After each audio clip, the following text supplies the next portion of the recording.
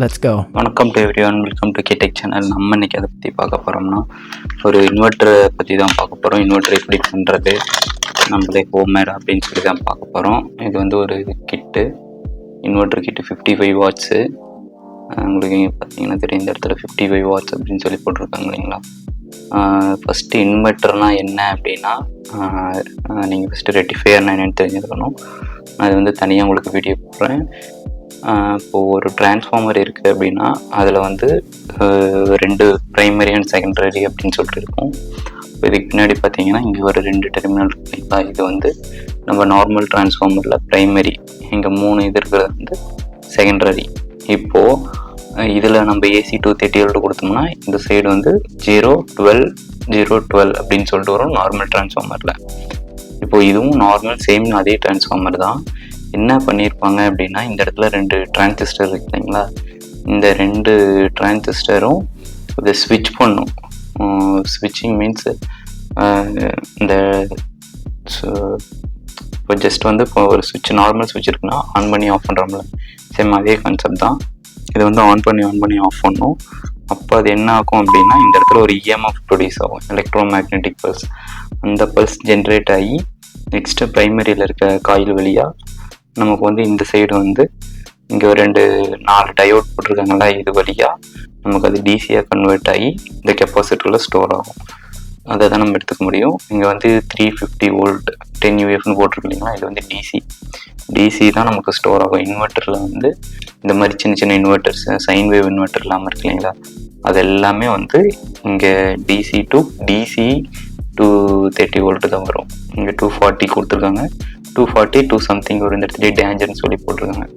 ஏன்னா நமக்கு வந்து ஒரு 50 வோல்டேஜுக்கு மேலே போயிட்டு நமக்கு வந்து லைட்டாக ஏர்த் அடிக்கும். இது வந்து 240 அப்படின்னா நமக்கு நல்லாவே ஷாக் அடிக்கும். நெக்ஸ்ட் இந்த இடத்துல பார்த்தீங்கன்னா SW அப்படின்னு சொல்லிட்டு இருக்கீங்களா, இது வந்து ஸ்விட்சு. இந்த இடத்துல வந்து பவர் சப்ளை இன்புட் 12 வோல்ட் அப்படின்னு சொல்லி கொடுத்துருக்காங்க. இந்த சுவிட்ச் வந்து நீங்கள் வந்து டைரெக்டாக ஒரு ஜம்பர் போட்டு விட்டிங்கனாலும் ஓகே, இல்லைனா இதை வந்து ஒரு சுவிட்ச் கனெக்ஷன் கொடுத்துட்டு ஆன் பண்ணிங்க அப்படின்னா ஒன்றும் இல்லை. இந்த இடத்துல வந்து நமக்கு சென்ட்ரு டேப் ட்ரான்ஸ்ஃபார்மர் போகுது, அதிலிருந்து ஒரு ரெசிஸ்டன்ஸ் போட்டு அந்த ரெசிஸ்டன்ஸ் வழியாக சர்க்கியூட் கூட போகுது. அது அவ்வளோதான், அது ஒன்றும் பெரிய வித்தியாசம் இல்லை. ஸோ நமக்கு வந்து இந்த கூட நம்ம சுவிட்சாக யூஸ் பண்ணிக்கலாம். ஓகே, இப்போ இதை வந்து நம்ம கனெக்ஷன் பண்ணி எப்படி நம்ம வந்து டையாக வீட்லேயே வந்து டை இன்வெர்ட்டர் பண்ணுறது அப்படின்னு சொல்லி பார்க்கலாம். Do it your self.